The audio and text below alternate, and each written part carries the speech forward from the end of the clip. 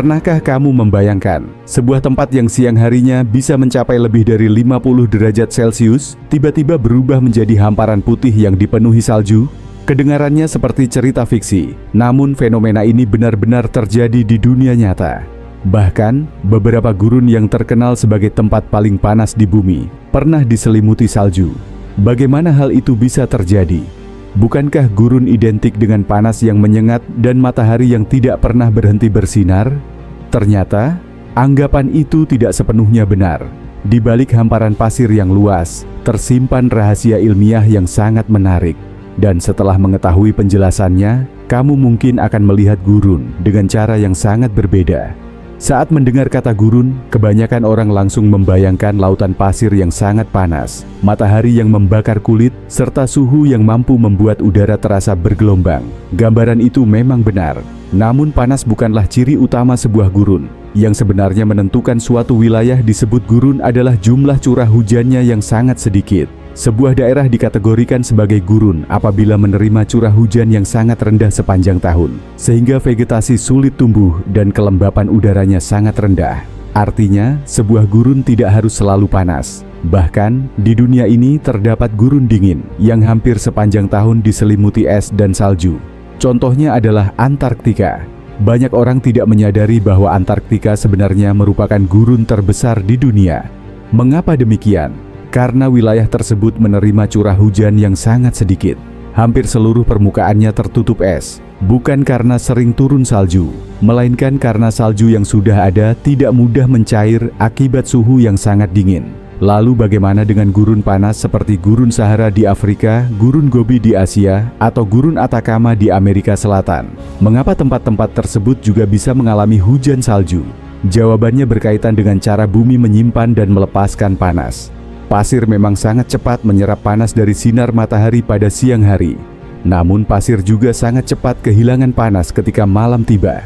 Berbeda dengan laut atau hutan yang mampu menyimpan panas lebih lama, gurun hampir tidak memiliki banyak air maupun tumbuhan yang dapat mempertahankan suhu tetap hangat.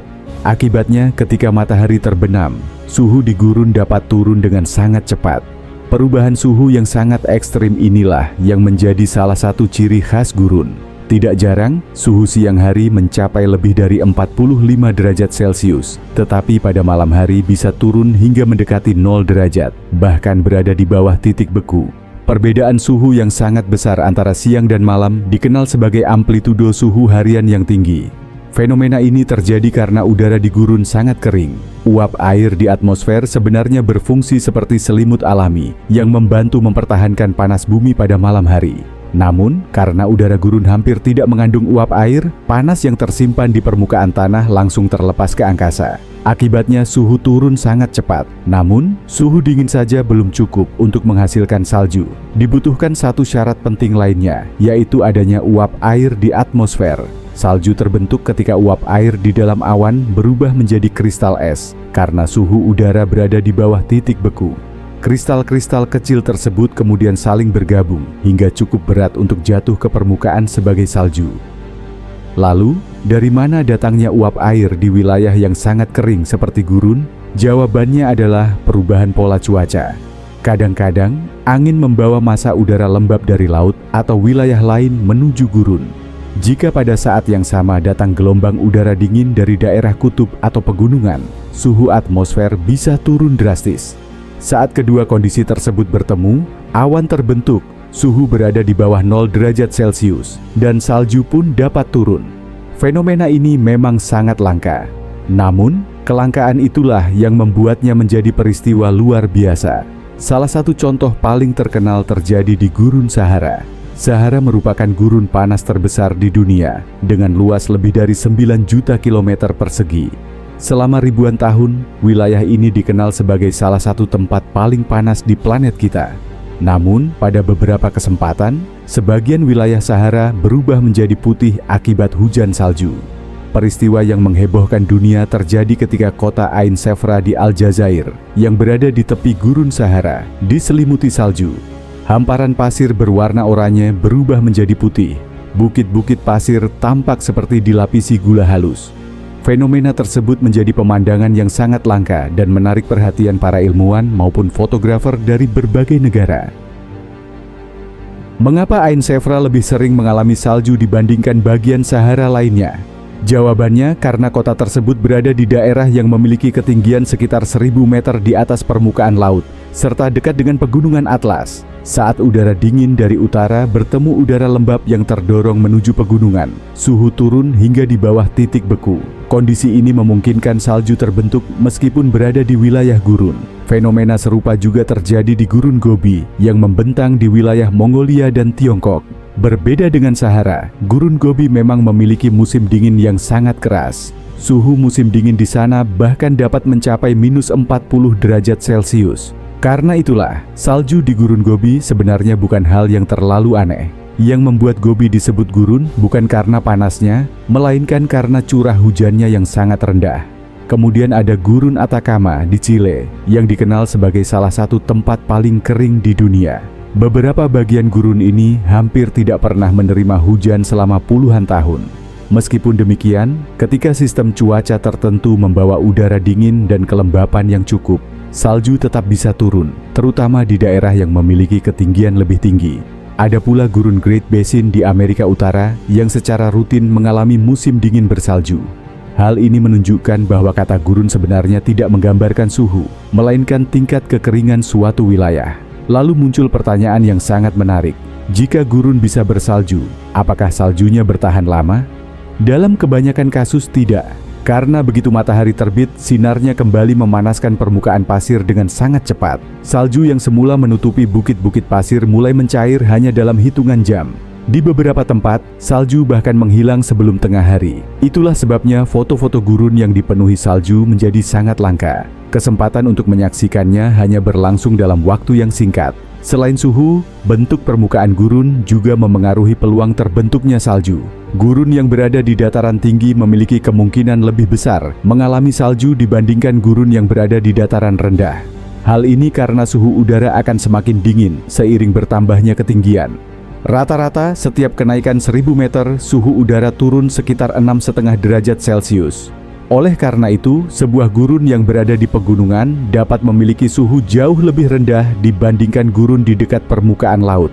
Perubahan iklim global juga membuat para ilmuwan semakin tertarik mempelajari fenomena salju di gurun. Sebagian orang mengira bahwa salju di gurun merupakan bukti bahwa pemanasan global tidak terjadi. Padahal, kenyataannya jauh lebih rumit. Pemanasan global tidak berarti seluruh bumi menjadi lebih panas setiap saat. Justru perubahan iklim membuat pola cuaca menjadi semakin tidak menentu. Perubahan suhu laut, arah angin, kelembapan udara, hingga pola tekanan atmosfer dapat menciptakan kondisi yang sebelumnya sangat jarang terjadi. Akibatnya, beberapa wilayah mungkin mengalami hujan yang lebih lebat, sementara wilayah lain mengalami kekeringan lebih panjang. Dalam kondisi tertentu, gurun yang biasanya sangat kering dapat menerima udara dingin dan lembab secara bersamaan, sehingga peluang terjadinya salju meningkat. Namun, para ilmuwan masih terus melakukan penelitian untuk memahami seberapa besar pengaruh perubahan iklim terhadap frekuensi salju di berbagai gurun di dunia. Setiap kejadian dipelajari secara rinci menggunakan citra satelit, model cuaca, dan pengamatan langsung di lapangan. Fenomena salju di gurun juga memberikan manfaat ilmiah yang sangat besar. Dengan mempelajari peristiwa langka ini, para peneliti dapat memahami bagaimana atmosfer bekerja, bagaimana awan terbentuk di daerah kering, serta bagaimana perubahan suhu ekstrem memengaruhi ekosistem gurun. Menariknya lagi, beberapa tumbuhan dan hewan gurun ternyata mampu bertahan menghadapi suhu yang sangat dingin. Mereka telah berevolusi selama ribuan tahun untuk menghadapi perubahan suhu yang ekstrem antara siang dan malam. Beberapa tanaman menyimpan air di dalam jaringan tubuhnya. Sementara itu, hewan-hewan gurun sering bersembunyi di dalam tanah atau celah batu untuk menghindari panas pada siang hari dan melindungi diri dari dingin saat malam tiba. Fenomena ini juga mengingatkan kita bahwa alam tidak pernah sesederhana yang kita bayangkan. Banyak hal yang tampak mustahil ternyata memiliki penjelasan ilmiah yang masuk akal. Gurun bukan hanya tentang panas. Salju bukan hanya milik pegunungan. Ketika suhu, kelembapan, tekanan udara, arah angin, dan kondisi geografis bertemu dalam kombinasi yang tepat, alam mampu menciptakan pemandangan yang luar biasa. Bayangkan berdiri di tengah lautan pasir berwarna keemasan. Tiba-tiba butiran salju putih mulai turun perlahan dari langit. Dalam beberapa jam, bukit-bukit pasir berubah menjadi hamparan putih yang berkilau diterpa sinar matahari pagi. Ternyata gurun yang identik dengan panas pun bisa berubah menjadi hamparan salju yang menakjubkan. Alam memang selalu menyimpan kejutan yang luar biasa. Kalau kamu suka fakta-fakta unik seperti ini, jangan lupa tekan tombol like, subscribe, dan aktifkan loncengnya supaya tidak ketinggalan video menarik lainnya. Tulis juga di kolom komentar fenomena alam apa yang ingin kamu bahas selanjutnya. Terima kasih sudah menonton, sampai jumpa di video berikutnya hanya di Kakiku Bak, karena setiap langkah selalu membawa pengetahuan baru.